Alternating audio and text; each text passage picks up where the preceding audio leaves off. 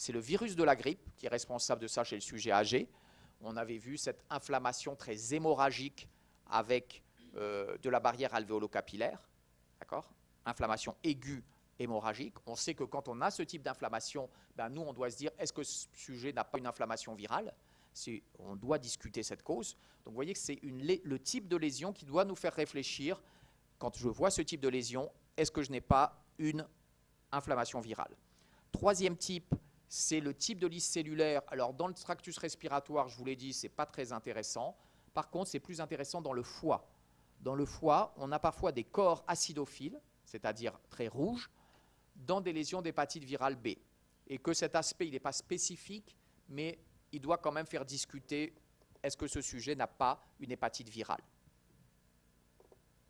Comme je l'ai dit tout à l'heure, lorsqu'on a une hépatite chronique, en tant que pathologiste, je dois toujours demander à mon clinicien, est-ce que tu es sûr qu'il n'y a pas d'inflammation virale de virus d'hépatite B, virus d'hépatite C chez ce patient. Autrement dit, la biopsie hépatique, qui est faite pour expliquer une cytolyse, si je vois des lésions d'hépatite chronique, je dois demander, est-ce que ce sujet, bien sûr, n'est pas infecté par un virus ? Deuxième question, est-ce qu'il boit de l'alcool à forte quantité ? Dernier aspect, parfois, je peux avoir des petits nids de cellules épithélioïdes, mais les granulomes épithélioïdes gigantocellulaires dont j'ai parlé tout à l'heure, habituellement, ce n'est pas associé à une inflammation virale. Autrement dit, quand vous avez des granulomes épithélioïdes gigantocellulaires, ce n'est pas le virus qu'il faut rechercher en premier lieu. Alors voici ici ce qu'on appelle une cirrhose, ou en tout cas, ici, c'est plus une lésion, pas encore au stade de cirrhose, mais vous voyez qu'entre les espaces, c'est un foie. Ici, vous avez des espaces portes, ici également des espaces portes. Vous voyez qu'entre les espaces portes, il y a une inflammation très importante et de la fibrose qui va un petit peu découper le parenchyme hépatique, alors que normalement, il y a 3 ou 4 lymphocytes. Là, c'est ce qu'on appelle une hépatite chronique, parce qu'il y a beaucoup d'inflammation chronique, de fibrose, qui, quelque part, détruit l'organisation normale du parenchyme hépatique.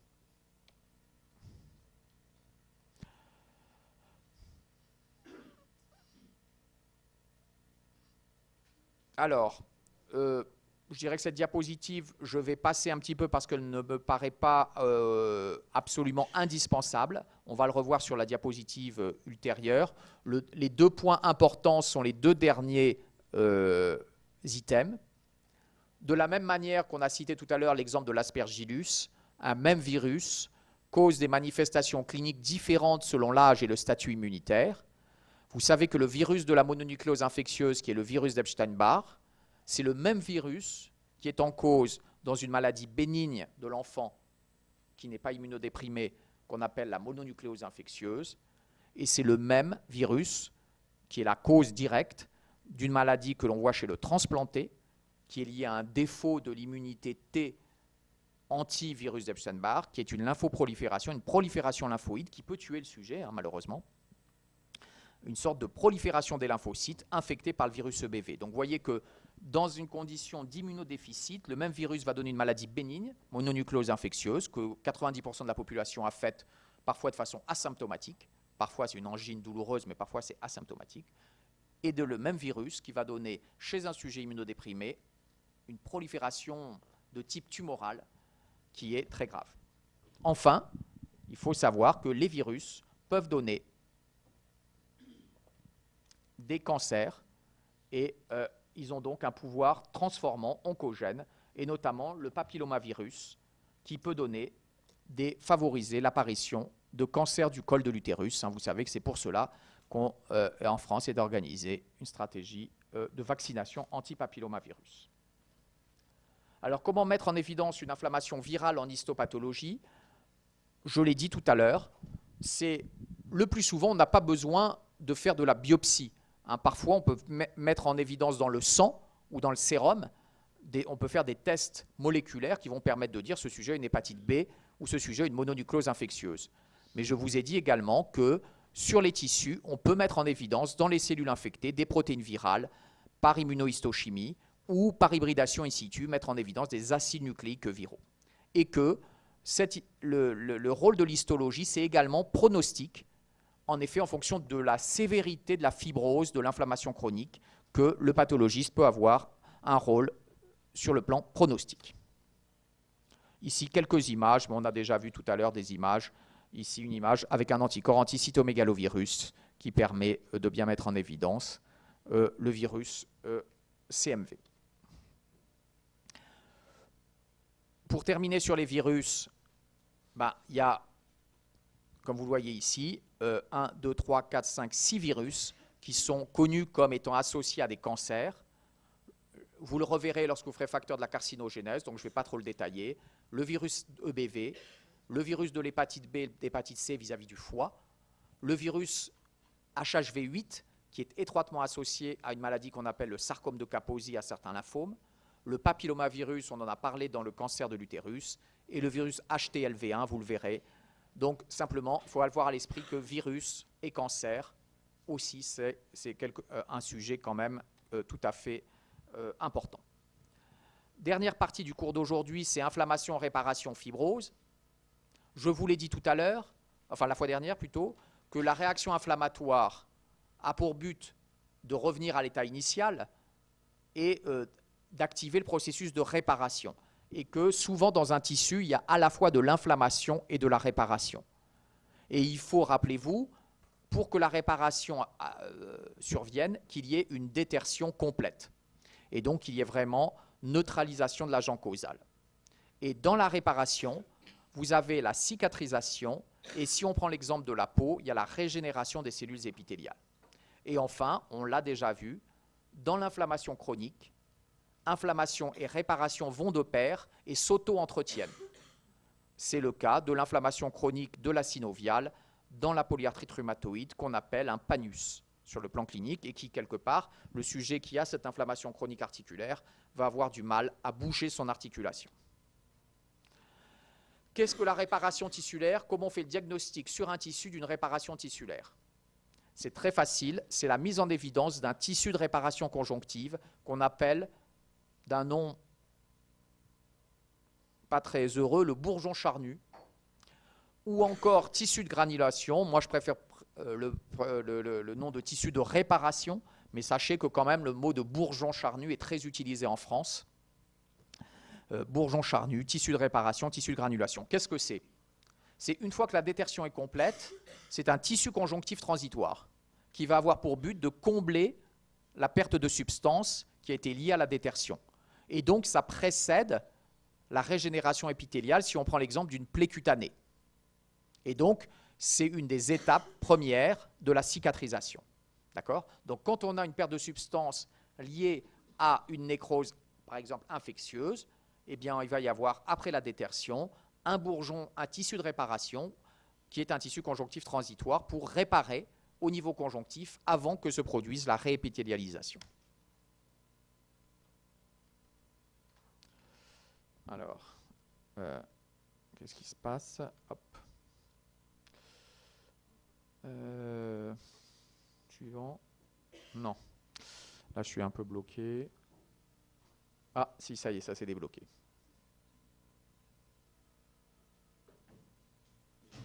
Alors, qu'est-ce qu'il y a dans le tissu de réparation? Il y a premièrement une angiogénèse, donc des cellules endothéliales qui prolifèrent. C'est ce qu'on a vu tout à l'heure. Néoangiogénèse. Deuxièmement, il y a des fibroblastes et des myofibroblastes qui vont avoir pour effet de contracter la perte de substance, et c'est surtout les myofibroblastes, et de synthétiser, troisièmement, la matrice extracellulaire, c'est-à-dire le collagène. Donc vous devez retenir que ce sont les trois éléments clés du tissu de réparation. Voici ici le tissu de réparation. Vous voyez que ici, vous avez les vaisseaux normaux, et vous avez ce tissu de réparation ici, avec une néoangiogénèse, plein de néovaisseaux qui vont s'organiser dans un premier temps de façon un peu anarchique. On l'a vu la fois dernière, pour qu'il y ait une bonne cicatrisation, il faut une bonne détertion, il faut, si possible, une bonne coaptation, c'est-à-dire un accolement des bords de la perte de substance, qui peut être soit spontané, soit chirurgical, et on l'avait vu initialement, une bonne vascularisation. Qu'est-ce qui se passe dans la morphologie du bourgeon charnu au cours du temps? c'est que dans un premier temps, ce bourgeon charnu est un tissu conjonctif jeune et œdémateux. Donc au départ, il y a de nombreux capillaires, il y a de nombreux fibroblastes et il y a de nombreuses cellules de l'inflammation. Puis au fur et à mesure du temps, vous allez avoir une diminution de l'œdème et des cellules inflammatoires, une vascularisation qui au départ est anarchique, qui va se hiérarchiser, et les fibroblastes vont laisser place à la matrice extracellulaire, et à la fin, vous aurez essentiellement du collagène. Et vous n'aurez plus de vaisseaux, vous n'aurez plus de cellules de l'inflammation, et vous aurez presque plus de fibroblastes. Qu'est-ce que ça donne? Phase de début, vous voyez ici tout cela. Ici, vous avez l'inflammation aiguë, vous avez le tissu de réparation juste en dessous, ce tissu de réparation. Eh bien, ce tissu de réparation, vous voyez qu'il y a plein de néovaisseaux ici, de l'œdème et beaucoup de néovaisseaux. À fort grandissement, des cellules de l'inflammation, de très nombreux néovaisseaux et puis des cellules ici fibroblastiques. Ici, un peu plus profondément, surtout de plein de néovaisseaux. Encore des néovaisseaux. Et puis, encore plus profondément par contre, vous allez avoir de la fibrose avec du collagène, la matrice extracellulaire, et dedans des fibroblastes. Voici ici une sclérose dense du derme, c'est la phase de terminale où vous avez une fibrose dense qui remplace la perte de substance, le tissu de réparation.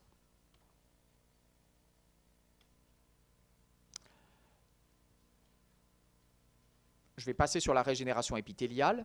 Simplement, rendez-vous compte, ce qui est très important, lorsqu'on a une perte de substance, on a une croûte, et que cette croûte, il ne faut pas l'enlever, parce que cette croûte, si vous voulez, sécrète des facteurs de croissance. Ce schéma a surtout l'intérêt de vous montrer que la croûte sécrète des facteurs de croissance qui vont favoriser la réparation et la régénération épithéliale. Et au fur et à mesure, ce tissu de granulation qui est présent ici, vous allez avoir, va agir pour favoriser la migration des deux bords et favoriser le fait que les deux bords ici de cellules épithéliales vont se rejoindre pour combler ici au niveau épithélial, aboutir à une régénération. Alors, en ce qui concerne la cicatrisation et en fonction des organes, il peut y avoir des aspects très divers. Et c'est ainsi que, au niveau du système nerveux central, cette cicatrisation va s'accompagner de ce qu'on appelle de la gliose, c'est-à-dire augmentation des cellules de la glie dans le système nerveux central, qui est un mode de cicatrice fibreuse particulier. Et dans les vaisseaux, la cicatrisation est associée à une hyperplasie de l'intima et à un remodelage vasculaire. C'est ce qu'on voit notamment après des angioplasties coronaires.